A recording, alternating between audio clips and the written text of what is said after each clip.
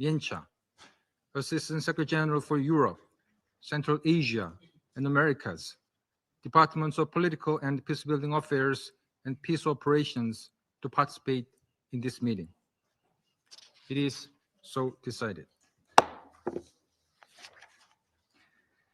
In accordance with Rule 39 of the Council's Provision Rules of Procedure, I also invite Her Excellency Ms. Kaya Kallas, High Representative of the European Union for Foreign Affairs and Security Policy and Vice President of the European Commission, to participate in this meeting. It is so decided.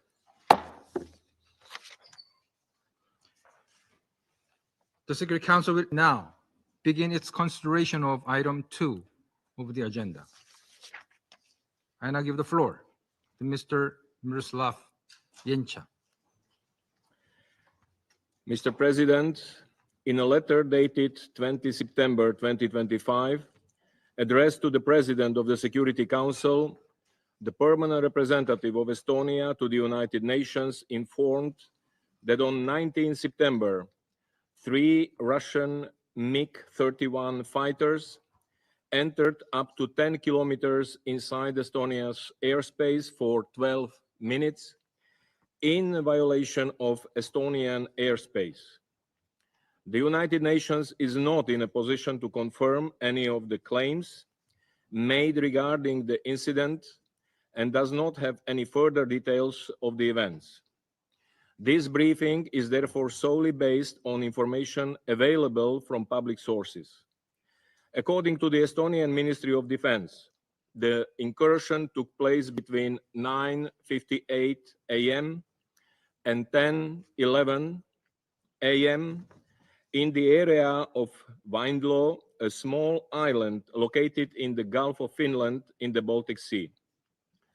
According to the ministry, the jets entered the Estonian airspace without permission and had their transponders switched off and did not have flight plans, potentially endangering other aircraft.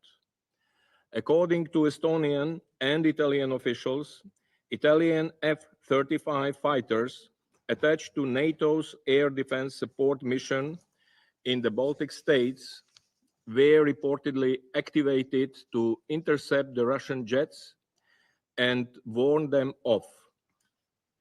Sweden, as part of its national response and in coordination with NATO, along with Finland, also reportedly scrambled a rapid reaction aircraft. Estonia stated that this latest incident follows 4 violations of its airspace by Russia this year, and it has requested consultations with NATO allies under Article 4 of the Washington Treaty. The meeting of the NATO North Atlantic Council has been reportedly scheduled to take place tomorrow, 23 September. On 20 September, Russia's defense ministry stated that its fighter jets made a scheduled flight from Karelia on the border with Finland to an airfield in the Kaliningrad region in strict accordance with international airspace rules, without deviating from the agreed flight path and without violating Estonian airspace. According to the Russian Federation, the flight path was over neutral waters of the Baltic Sea, more than 3 kilometers from the island of Vaindloo. Mr. President, this latest development follows reported violations by Russian drones of Polish and Romanian airspace. On 12 September, this council convened to discuss the incursion of 19 Russian drones into Poland between 9 and 10 September. On 13 September, according to Romania's Ministry of Defense, a Russian drone was detected in Romanian airspace as 2 Romanian F-16 jets were monitoring the country's border with Ukraine after Russian air attacks on Ukraine. The ministry said that the drone did not fly over populated areas or pose imminent danger. This series of recent incidents further underscored the already high tensions that endanger European security as the war continues to rage in Ukraine. Violations of sovereign countries' airspace are unacceptable. We again urge all concerned to act responsibly, to use all available channels, and to take immediate steps to de-escalate tensions and prevent further risks to regional security. The world simply cannot afford such danger to spiral out of control and for the devastating war in Ukraine to further escalate and expand.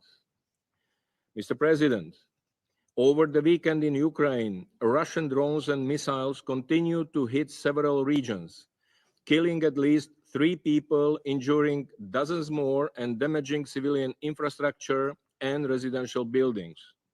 Several civilian casualties were reported across the country. According to the Ukrainian authorities, in the central city of Dnipro, a missile with a reported cluster munition hit a residential apartment building, killing at least 1 person and injuring at least 30 others. Local officials reported that 2 people were also killed in the Chernihiv region in the north and the Khmelnytsky region in the west of the country. According to the Ukrainian authorities, over the past week, Russia launched more than 1,500 attack drones, 1,280 guided aerial bombs, and 50 missiles of various types. This represents a clear escalation of Russia's attacks against Ukrainian cities and towns. More casualties were also reported over the weekend in the Belgorod region of the Russian Federation, where, according to local officials, 2 civilians were reportedly killed and 4 injured as a result of Ukrainian shelling and drone attacks. The continuing trend of intensifying widespread attacks once again underscores the need to build on recent initiatives for diplomatic efforts toward peace before the situation reaches even more dangerous levels. We reiterate our call for a full, immediate, and unconditional ceasefire to pave the way for a just, lasting, and comprehensive peace in Ukraine in line with the UN Charter, international law, and relevant UN resolutions. The United Nations remains ready to support all meaningful efforts to this end. I thank you. I thank Mr. Yencha for his briefing. I now give the floor to His Excellency Mr. Lars Roque Rasmussen, Minister for Foreign Affairs of Denmark.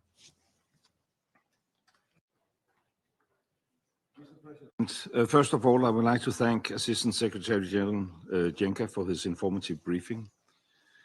10 days ago, in this chamber, Denmark's representative expressed our condemnation of the violations of Poland's airspace by Russian military drones. And within 4 days, another Russian military drone incursion took place, this time into Romanian airspace. Denmark condemns the violation of the territorial integrity of Romania. And today we meet again, yet again, to discuss a reckless and dangerous violation by Russia, with 3 fighter jets entering Estonia's airspace last Friday. For 12 minutes and penetrating 10 kilometers deep north of Tallinn, until escorted out of Estonian airspace by NATO jets. Let there be no doubt, I condemn this latest violation of Estonia's sovereignty and territorial integrity by Russia. Our support for Estonia remains steadfast. Our resolve to stand by our allies remains equally firm. Together with EU partners and NATO allies, we will continue to offer support to Estonia in protecting its borders. Mr. President, these are reckless and dangerous escalations and provocations by the Russian Federation. These are threats to intimidate countries to stop supporting Ukraine and to test our resolve. Russia clearly feels it can act with impunity in Ukraine, the Baltic Sea, the Black Sea, the whole of Eastern Europe. Denmark and its allies will not be provoked by Russia. On the contrary, it only strengthens our resolve and further intensifying our long-standing support to Ukraine, whatever threats are made. We have seen this playbook before. The invasion of Georgia, the annexation of Crimea, the invasion of the Donbas, the full-scale invasion of Ukraine. Russia's neighbors, not unreasonably, fear there could be the next. Denmark stands fully behind Estonia's territorial integrity. The Russian provocations must end immediately. Therefore, we tell the Russian Federation today, step back, take another path. We will not allow the unraveling of the European security architecture. We will not allow Russia to project chaos and uncertainty wherever it wants. And more broadly, these recent air incursions undermine the fundamental pillars of international law that we all benefit from. Mr. President, when the UN was created 80 years ago, the aim was to stop larger states from bullying and terrorizing smaller states, to create an order in which all countries are sovereign, where their territorial integrity is respected. Denmark remains fully committed to these principles. I thank you. His Excellency Mr. Rasmussen for the statement. I now give the floor to His Excellency Mr. Georgios Gerapatritis, Minister for Foreign Affairs of the Hellenic Republic. Thank you, Mr. President, and I would like to thank the Permanent Mission of the Republic of Korea for convening the important emergency meeting. I would like also to thank Assistant Secretary General Jenka for his insightful briefing, and I welcome the participation of fellow foreign ministers and deputy foreign ministers, as well as of the High Representative of the European Union and Vice President Ms. Kallas in this meeting. Dear colleagues, as this organization celebrates the 80th year since its establishment, international order, peace and security are gravely challenged around the globe. It is therefore our urgent and imperative duty to heighten our vigilance and intensify our efforts to meet and contain these challenges, protect international peace and security, and avoid escalations. Only in this way we will be fulfilling the core task of the Security Council. In the course of these last 2 weeks, NATO and EU's airspace has been violated 3 times, as Russian aerial means entered, contrary to international law, the territory of Poland, Romania, and Estonia. The latest incident, involving the incursion of Estonian airspace by 3 armed Russian fire jets, cannot be viewed in isolation. Reckless acts of this kind are not new, but their successive recurrence indicates they are not mere coincidences. As the saying goes, once is an accident, twice is a coincidence, 3 is a pattern. Greece unequivocally condemns the violation of Estonia's, and for that matter, any member state's airspace. We stand in full solidarity with Estonia, a friendly country and an EU and NATO ally. Any violation of state borders, be it air, sea, or land borders, constitutes a clear and blatant breach of international law and the UN Charter, and is unacceptable, particularly coming from a permanent member of the Security Council. We call on Russia to cease these unlawful acts immediately and respect its obligations under international law. Colleagues, it is evident that this new escalation is a direct result of Russia's war in Ukraine. Greece has welcomed President Trump's initiative for meeting President Putin in Alaska in August, as well as any initiative that could result in the termination of the war. Nevertheless, these violations as acts of aggression contradict the spirit of the Anchorage meeting. Lastly, dear colleagues, we're now witnessing the destabilizing effects of the war and its wider implications for the security of Eastern Europe and of the wider region. This is why, once again, we call on Russia to stop its armed aggression. A comprehensive, just, and lasting peace in Ukraine, based on the principles of sovereignty, independence, and territorial integrity of states, must remain our foremost goal. A peace safeguarded by credible and robust security guarantees which will effectively deter any recurrence of armed aggression that precludes further escalation and that is in line with international law, the UN Charter, the General Assembly resolutions, and the Helsinki Final Act. I thank you. I thank His Excellency Mr. Gerapatritis for the statement. And I give the floor to Her Excellency Mr. Yvette Cooper, MP, Secretary of State for Foreign, Commonwealth and Development Affairs of the United Kingdom. Thank you, Mr. President, and thank you to the Assistant Secretary General for that briefing. For 3.5 years, the world has witnessed a permanent member of this Council engaged in the full-scale and unprovoked invasion of another state, a violation of its most basic obligations under the UN Charter. As President Trump and President Zelensky have worked for peace, the Russian Federation has starkly escalated its attacks. Attacks on the Council of Ministers, on the British Council building, and repeated attacks on residential flats and homes as children sleep in their beds. And we meet today now at the request of Estonian allies because Russia's recklessness is escalating. In the last 2 weeks alone, over 20 Russian drones in Polish airspace, a drone through Romanian territory, and now 3 Russian MiG-31 fighter jets with their transponders turned off, violating Estonian airspace for 12 minutes. At best, these latest acts are dangerous and reckless. At worst, they are a deliberate attempt to undermine the territorial integrity of sovereign nations and European security. They risk miscalculation. They open the door to direct armed confrontation between NATO and Russia. NATO's combined strength is unparalleled, and its determination to defend peace and security in Europe is unshakable. Of this, Russia must be in no doubt. And I commend the resolute and firm response of Estonia, Poland, and Romania, and all NATO allies. I welcome the launch of Eastern Sentry on 12th of September to ensure the safety and security of the alliance's eastern border, and I'm proud that UK aircraft are taking part. And to those nations and to all NATO allies, I say, the United Kingdom stands in full solidarity with you at this time and always.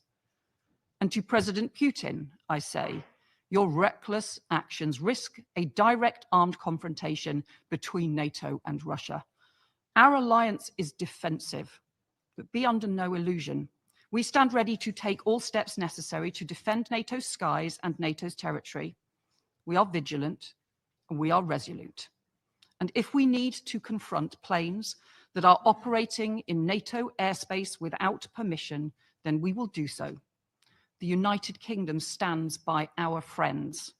We are unwavering in our support for the principles of the UN Charter, for our NATO allies, and for Ukraine. And we are committed to increasing the pressure on Russia until it ends its illegal war against Ukraine, ceases its reckless acts, and respects the sovereignty of other states. Russia's imperialist warmongering is a threat to international peace and security. It is a threat to the values and principles that underpin this organization that has done so much to support stability and prosperity these past 80 years. We must counter it for the sake of us all. Thank you. I thank Her Excellency Ms. Cooper for her statement. And I give the floor to Her Excellency Ms. Melita Gabric, Deputy Minister for Foreign and European Affairs of Slovenia. Thank you, Mr. President. I also want to thank the Assistant Secretary General, Mr. Miroslav Jenča, for your important contribution. Excellencies, we are meeting here for the second time in just 10 days due to the reckless behavior of the Russian Federation that poses a threat to international security. 10 days ago, we discussed a drone incursion into Polish airspace, an incident involving more than 20 drones, making a significant escalation in scale and intensity. Today, we are addressing a new provocation: Russian fighter jets incursion into Estonian airspace, an incident that was not merely momentary, but deliberate and dangerous. Slovenia supported the call for this meeting, and we stand firmly and without reserve with Estonia, its security, sovereignty, and territorial integrity. Excellencies, let me say this in no uncertain terms. We condemn this escalation. At a time when tensions are already dangerously high, this is not the moment for military provocation. This is a high time for dialogue, a high time for diplomacy. When we previously discussed the drone incursion into Poland, our ambassador spoke of the growing unease with which we are witnessing such behavior across Europe. Let us be honest with ourselves around this very table of the Security Council. These actions do not occur in a vacuum.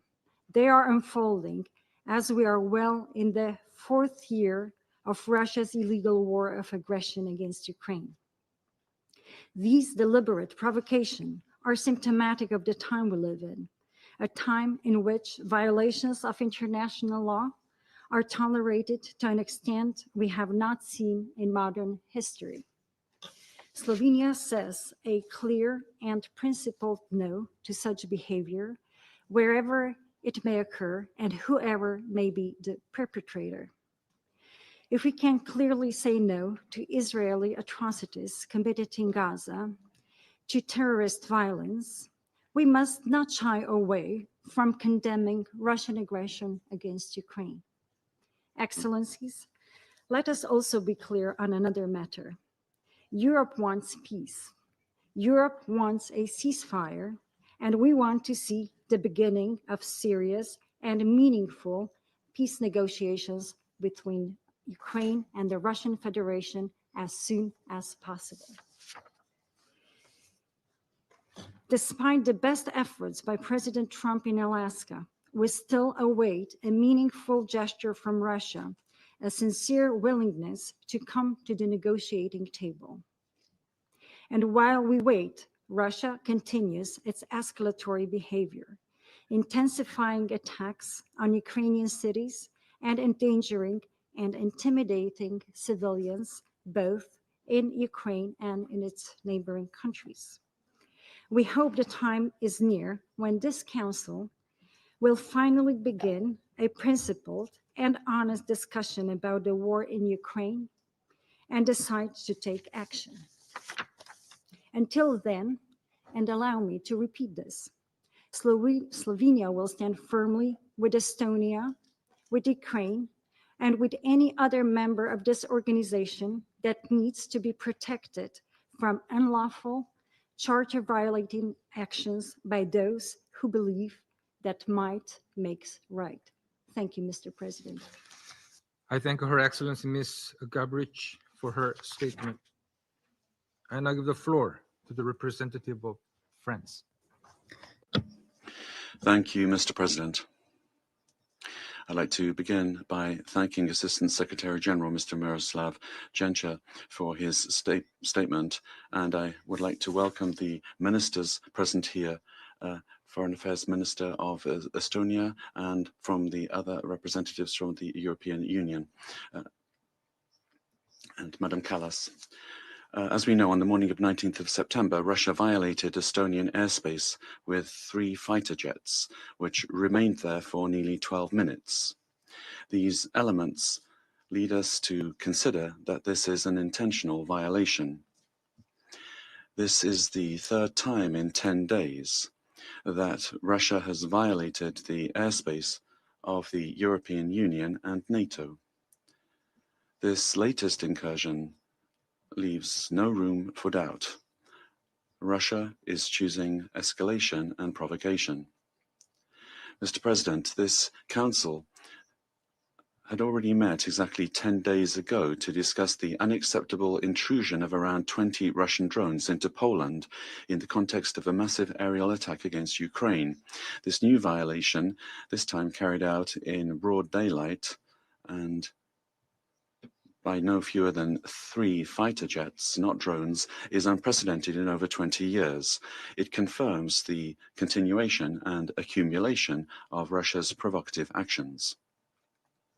Mr. President, France condemns in the strongest terms this dangerous and irresponsible incursion, which constitutes a blatant violation of international law. And we stand firmly alongside Estonia, to whom we express our friendship and our full and unwavering solidarity. France directly contributes to Estonia's security. We participate in the strengthening of our security posture on Europe's eastern flank, alongside our allies in the European Union and NATO. Mr. President, we must not forget that at the same time, Russia continues its war of aggression against Ukraine. Just hours after this incursion, it once again carried out massive strikes against Ukraine using 40 missiles and over 550 drones. Russia must understand that these violations of NATO airspace in no way undermine our determination to implement strong, robust, and credible security guarantees in favor of Ukraine. Mr. President, Ukraine courageously accepted 6 months ago now the principle of an unconditional ceasefire. It has demonstrated its willingness to negotiate. President Volodymyr Zelensky has, for the past 4 months, expressed his readiness for direct negotiations with President Vladimir Putin. Yet, as world leaders gather here in New York to mark the 80th anniversary of the United Nations, such a meeting has still not taken place. Russia, on the contrary, continues its aggression, and Russia is now escalating its intimidation of Ukraine's neighbors. It continues to violate and undermine the principles of the UN Charter, the territorial integrity and the sovereignty of states. It is up to Russia to seize the offer of a ceasefire and the opening of negotiations, as called for by the UN Secretary General and the entire international community. Mr. President, it is our responsibility as members of the Security Council to acknowledge the obvious and to call upon Russia to end these reckless provocations and to put an end to the large-scale war that it launched more than 3 years ago on the European continent. Thank you.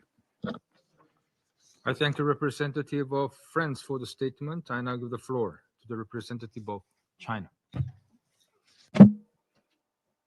President, I thank ASG Yancha for his briefing and welcome the high-level representatives of Estonia and other relevant countries to the meeting today. President, the airspace incident discussed by the Security Council today and the drone incident discussed a few days ago are both spillover effects of the Ukraine crisis. They reflect the lack of mutual trust and growing suspicions among relevant parties, and illustrate the complex and sensitive nature of the current European security situation. As long as the Ukraine crisis remains unresolved and the war continues, similar incidents are likely to reoccur. Therefore, the urgent imperative and fundamental solution are to realize a political resolution to the Ukraine crisis as soon as possible and to build balanced, effective, and sustainable European security architecture. Regarding the Ukraine crisis, we have fully elaborated our position on multiple occasions at the Security Council before. Tomorrow, the Council will hold a high-level meeting on the issue of Ukraine, when China will expand our position again. I will not go into details today. On the airspace incident, China urges the parties concerned to remain calm and exercise restraint, clarify facts and dispel doubts through dialogue and communication, avoid misunderstandings and misjudgments, and prevent the situation from expanding or escalating. We always maintain that countries should follow the purposes and principles of the UN Charter in handling international relations. Thank you, President. I thank the representative of China for the statement. I now give the floor to the representative of Somalia. Thank you, Mr. President. At the outset, I would like to thank ASG Janša for his briefing on the development in the Baltic Sea region. I welcome His Excellency, the Minister for Foreign Affairs of Estonia, to this meeting, as well as the representative from the region. Mr. President, the situation in Eastern Europe remains a significant concern, carrying serious implications for regional stability and international norms. The divergent narratives surrounding the events of September 19, which are happening against the backdrop of the ongoing war in the region, underscore the urgency of the situation and the critical need for diplomacy and dialogue. Such incidents highlight the fragility and volatility in the region, reminding us of the fundamental principles enshrined in international law and the United Nations Charter, including the peaceful resolutions of disputes. We firmly maintain that there is no military solution to disagreements over airspace or territorial integrity. Continued escalations only serve to heighten tensions and undermine the process for a durable peace in the region. We believe that lasting solutions are found at the negotiating table, not through acts that can be interpreted as hostile. In this regard, we call upon all parties to exercise maximum restraint and engage in earnest, substantive dialogue. A durable solution will require a genuine commitment to de-escalation, confidence-building measures, and renewed focus for diplomatic efforts. To conclude, Mr. President, my delegation reaffirms its unwavering support for all efforts aimed at upholding the principles of international law and achieving just and lasting solutions consistent with the United Nations Charter. We firmly believe that the people in the region deserve a future defined by peace, security, and stability. I thank you. I thank the representative of Somalia for the statement. I now give the floor to the representative of Russian Federation. Thank you, President. There was a time when Europe, for many of us, was associated with the Renaissance, the Enlightenment, cutting-edge philosophy, culture, and science. Yet today, all of that, unfortunately, has gone, and it's gone for good. Voltaire, Rousseau, Kant, and other leading philosophers have been replaced with the von der Leyens, the Callises, and the Johnsons, as well as other small-time blinkered Russophobes, thanks to their efforts, primitive hatred for our country, and an attempt to portray Russia as the main threat to pan-European security, is, before our very eyes, becoming the only ideology of European states. They're trying their utmost to make the next generation forget the bitter experience of predecessors of today's Euro-integrators. For instance, the experience of Napoleon and Hitler, who suffered defeat at our country's hands, for which Europe paid a lengthy and painful price. Any events are immediately interpreted through an anti-Russian prism. The very idea that war with Russia is unavoidable is being frantically pounded into the heads of the European populace. Russia is being branded all sorts of things, portrayed as an enemy, not even going to the trouble in principle of using facts or evidence. When these assertions turn out to be false, no one even thinks about apologizing for spreading such blatant lies. Today, we will have an excellent opportunity to see this for ourselves, given that in the room we have a lot of European extras.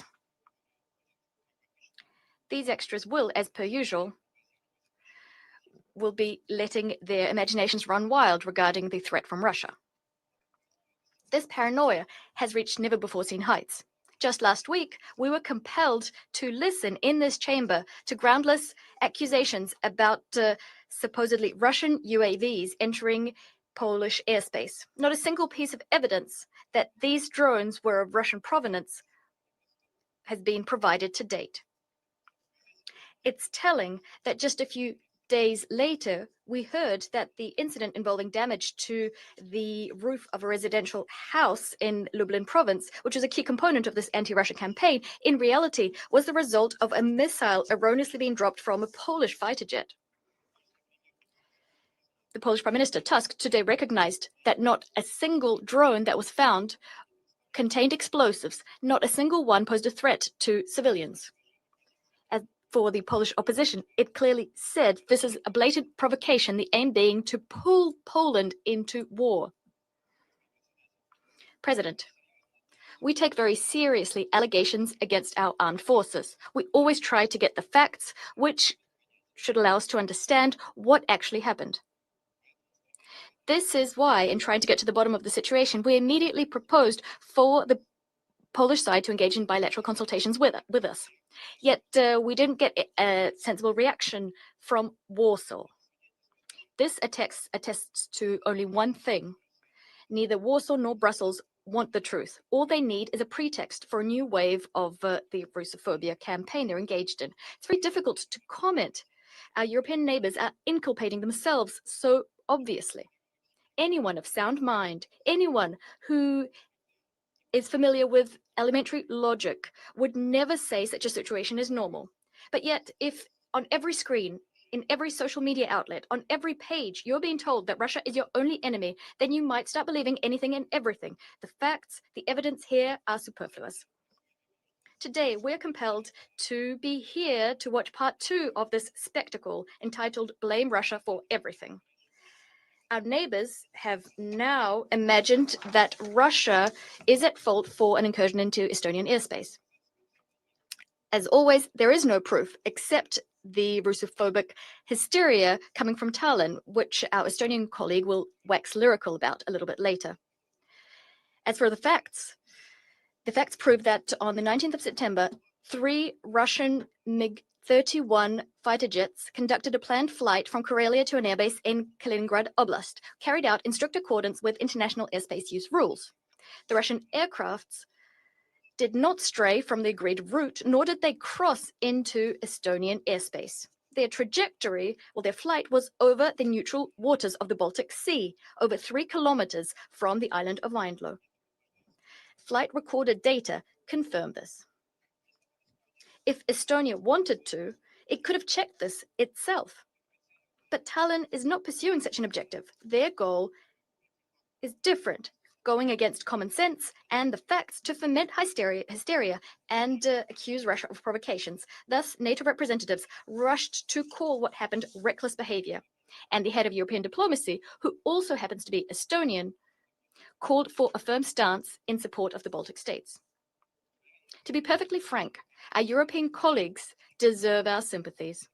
After all, the project they'd been building on our borders for years, the anti-Russia project, and this is what Ukraine was actually turned into after 2014, this project is coming apart at the seams, discrediting itself. Ukraine became the Zelensky concentration camp long ago. It's not sparing its people. They're dying by the thousands every day in a senseless meat grinder in the name of Western geopolitical interests. The Zelensky regime has turned its country into a symbol of corruption, outright theft, violations of human rights, the freedom of religion, and the freedom of speech. In European capitals, despite all of this, they continue to laud so-called Ukrainian achievements, giving money and weapons to the Kiev regime, although they're clearly increasingly ashamed of their own puppets. However, they can't understand how to disentangle themselves from this fix. As a result, not so creative Euro bureaucrats have found nothing better to do than to whip up anti-Russian hysteria in the hope that European voters won't notice. This is a strange strategy, and without a doubt, it will achieve the opposite of what it intends to do. What will they accuse Russia of next? After all, they're not bothering to check the evidence nor the logical rationale for our actions. It's hard to think where their imaginations will take us next when no one cares about the facts.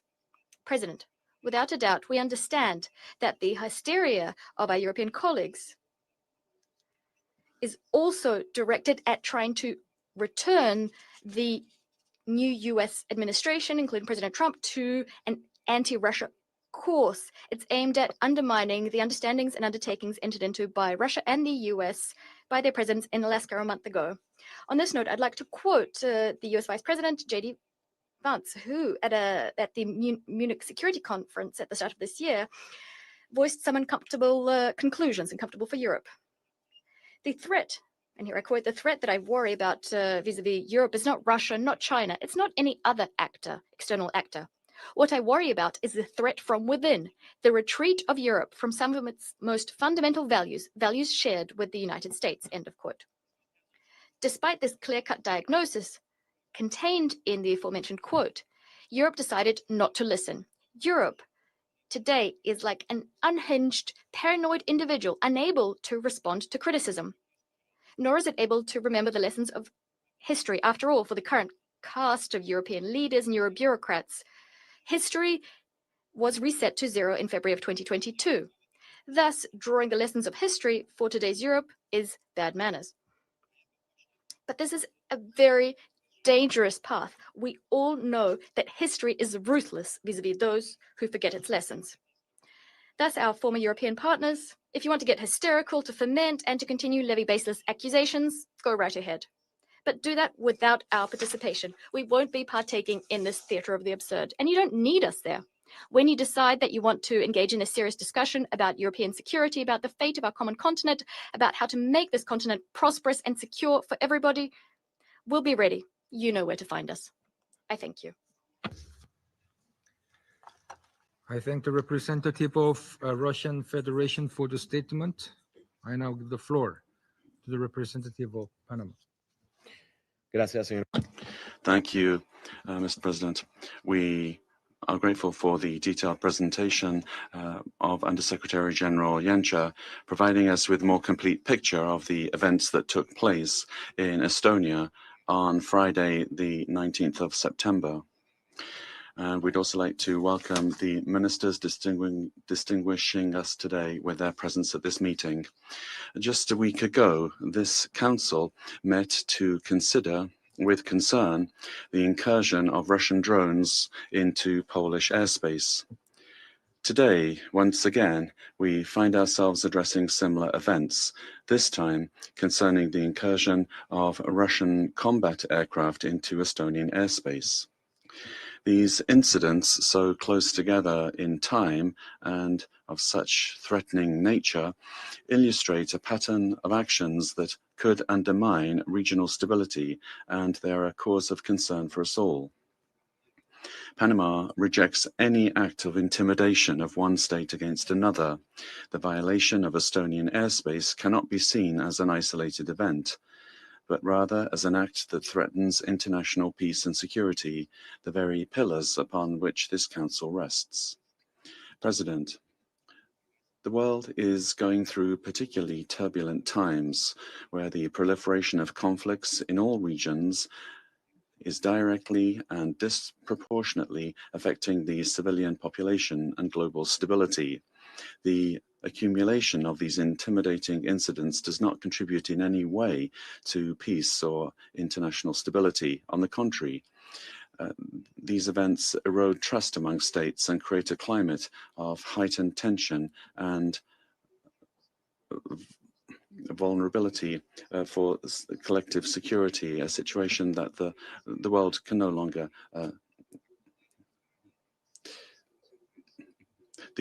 in this regard,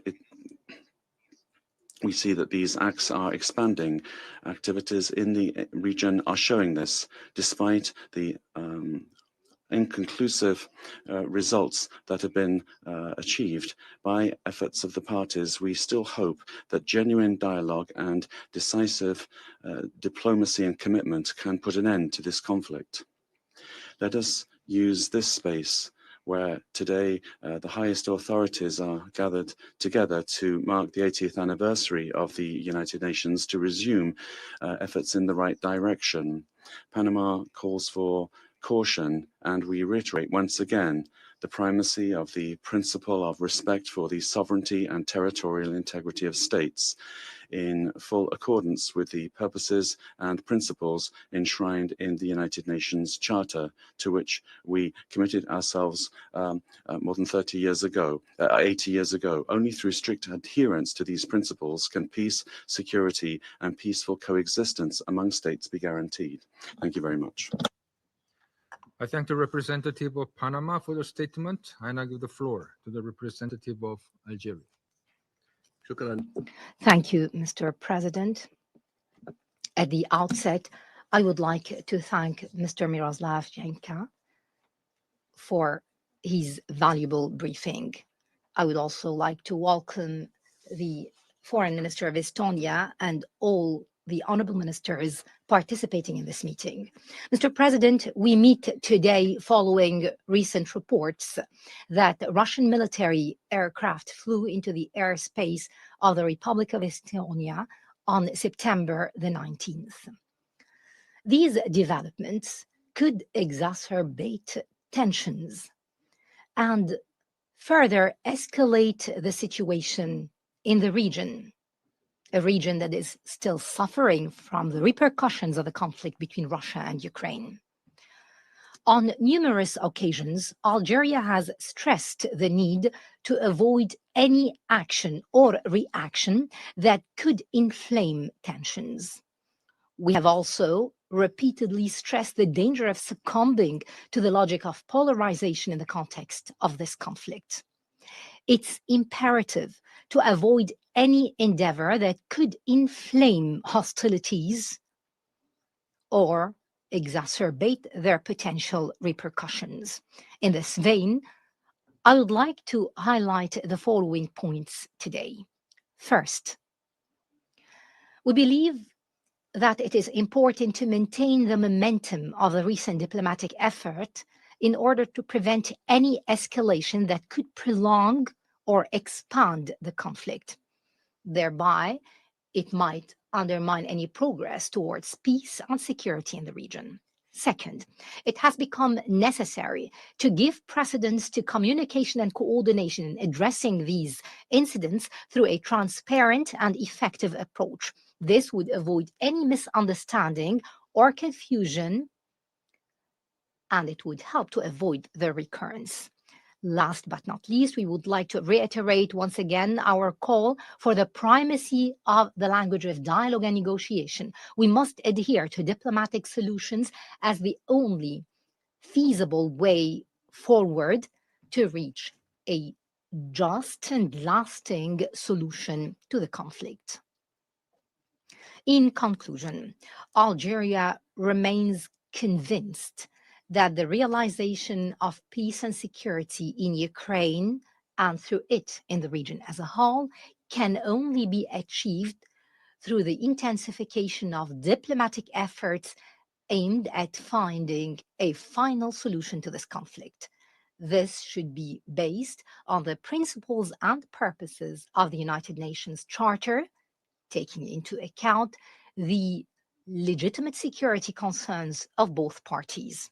My country also reiterates its commitment to support any effort that would contribute to the maintenance of international peace and security in the region. Thank you. I thank the representative of Algeria for the statement. I now give the floor to the representative of Guyana. Thank you, Mr. President.